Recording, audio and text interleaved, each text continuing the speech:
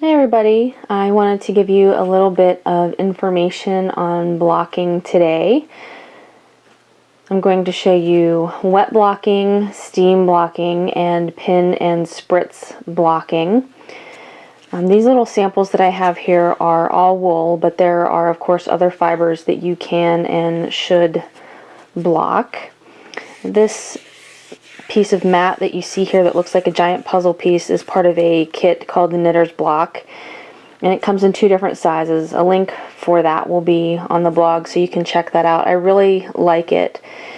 You can create just about any size mat for your knitting, whether it's small or large, and it's pretty portable. It comes in a nice bag. It also has some pins and other items in there for you.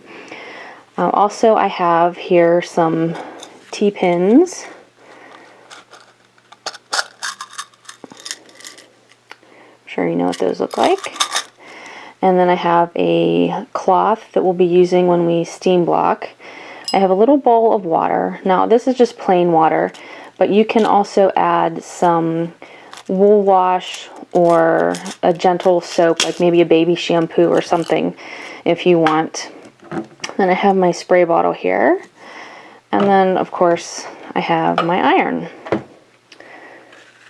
So you really don't have to have a blocking mat or a blocking board. You can just use a floor. You can use a spare bed that you might have. Really, you can just be pretty basic. You don't have to have any fancy equipment like the blocking boards.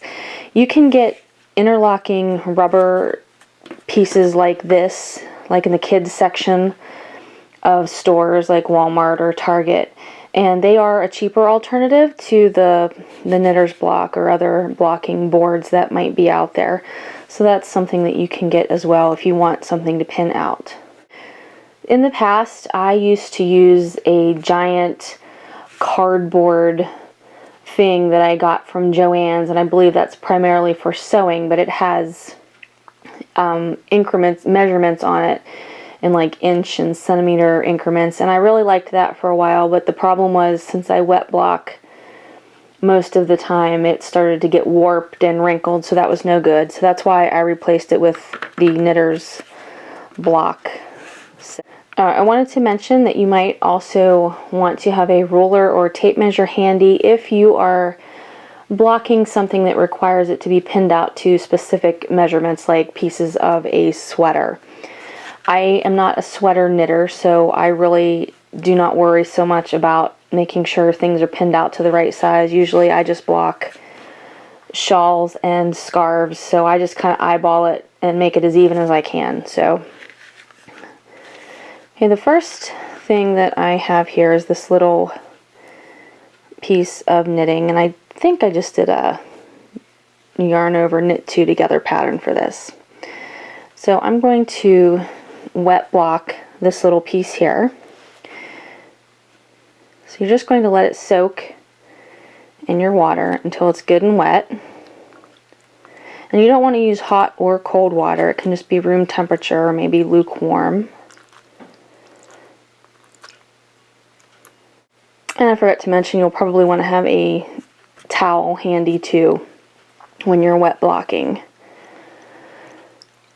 So then once your fabric is soaked all the way through, you just want to gently squeeze out the extra water. You never want to like twist or wring, because wool is actually a little more delicate when it is wet, so you kind of want to be careful with it. Also, there is the fear of possibly felting a little bit if you give too much friction. So just gently squeeze, and then lay your fabric down onto a towel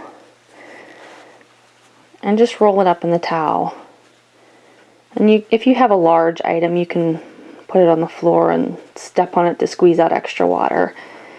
Or if it's something small, you can just squeeze with your hands. Okay, so now I'm going to pin this out. I'm going to open my pins. Maybe. Okay. So you can get these online. You can get them at Joann's or maybe Michael's or something. or you can just use regular pins like sewing pins with the little color balls on top. Whatever you use, you want to make sure they're rust proof because you don't want rust on your knitting. And so I'm just going to start out up here in this corner. I'm going to pin the other corner.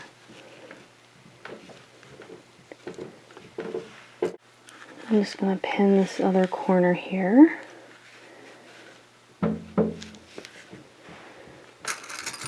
And my last corner. And then if you are pinning something out that it has to be a certain size, like sweater parts, you'll want to lay your ruler down or your measuring tape and make sure that you're pinning out to those measurements. And so then once I have my corners blocked here, I'm just going to go up here, or pinned out, I'm sorry. I'm going to go up here to the middle and pin. And then I'm going to come down here and pin. And then I'll go to the sides and pin.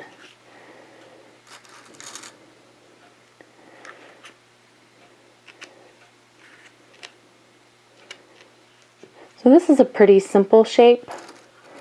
Sometimes if you're doing like maybe a lace shawl that has points, you'll want to pin out your individual points.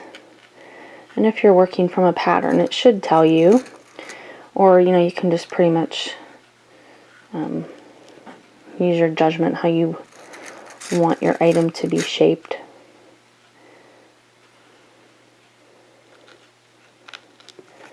You just keep pinning.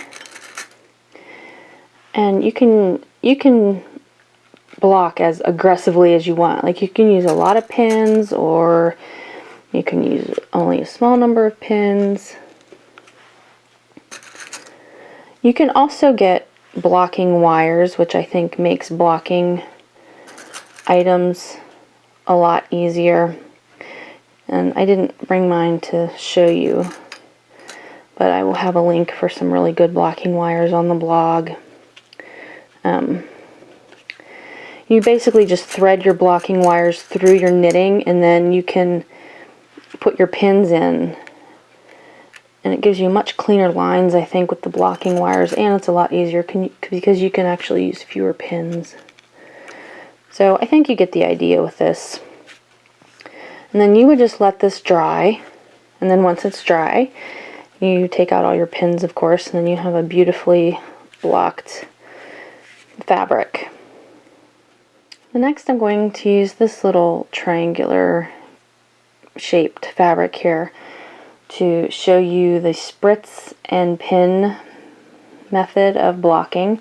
That's a really good method to use for fibers like silk or alpaca and mohair, because those fibers can be particularly fragile when they're wet. So wet blocking like I did with this wool might not be the best way to go with those fibers. So for this little triangular piece, I'm going to just pin the top first.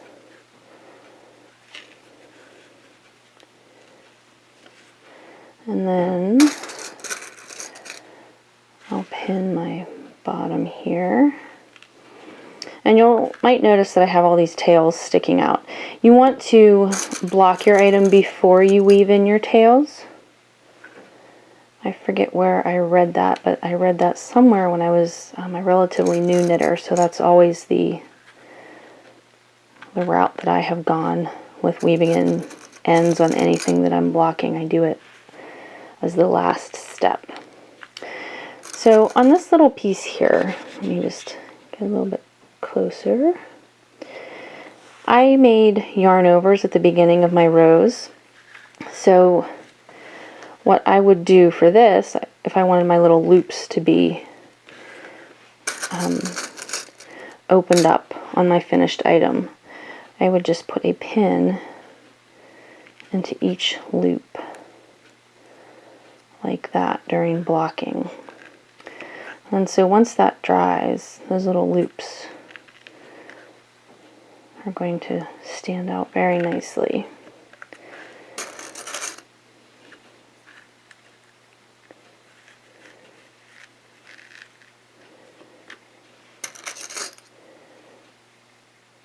Another good reason to make sure that you knit your gauge swatch before you start your project is so that you can see how your fiber is going to look when it's blocked afterward, the finished piece. And you always want to treat your swatch how you plan on treating the finished item. So if your finished item is going to be blocked, you want to make sure that you swatch, or you block your swatch as well. I think I can do one more pin here. So there we go. Now I'm going to take my spray bottle here.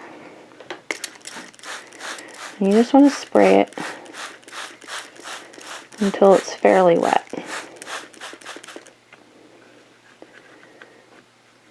And then of course you would just let that dry.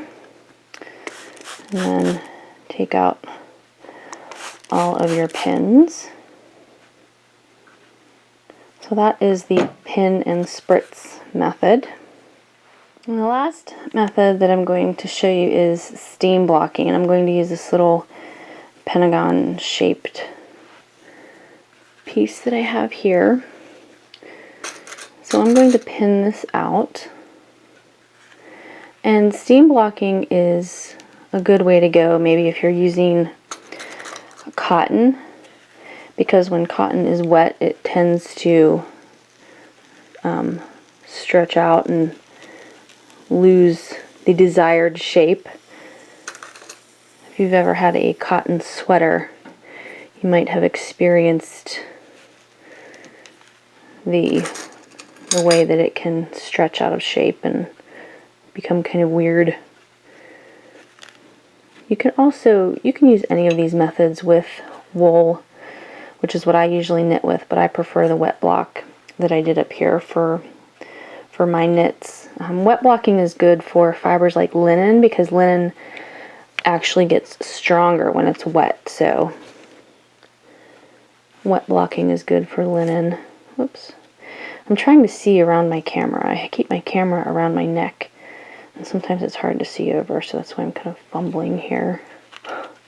Trying to stay in focus and still see what I'm doing. Okay, so once I have my little piece here, I have my iron set to a steam setting, and you never want to put your iron directly onto your fabric because you can scorch it. So you just want to, let's see if this even works. There we go. I don't use my iron very often. So you just want to hold it just above. You don't want to touch it, just let that steam come out.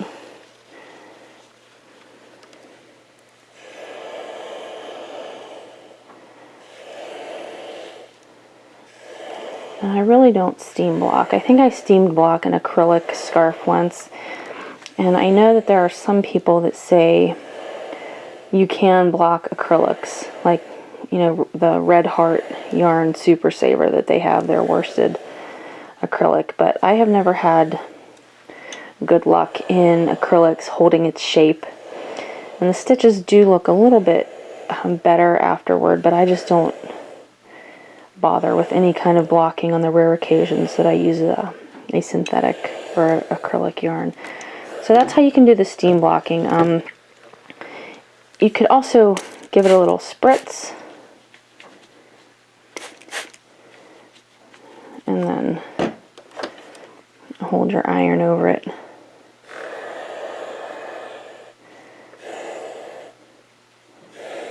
Now, if you don't have a steam setting on your iron, you can use like an old pillowcase, or this is a steaming cloth that I have. It came with my blocking kit here.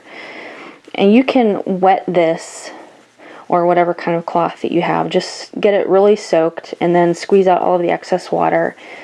And then you can put that over top of your knitting and then hover over it with your iron. Again, not touching it. You might be able to press very, very lightly over your cloth, but you don't want to put a lot of pressure on your knitting because it can squish it and make it flat. You could also just wet your cloth and wet your knitting and then put your cloth over the knitting and just leave it to dry naturally without using any type of heat at all. So that is a little bit of information on blocking. Again, check the blog. I'll have all kind of links for you to look at. And I hope that you found this helpful. Happy knitting!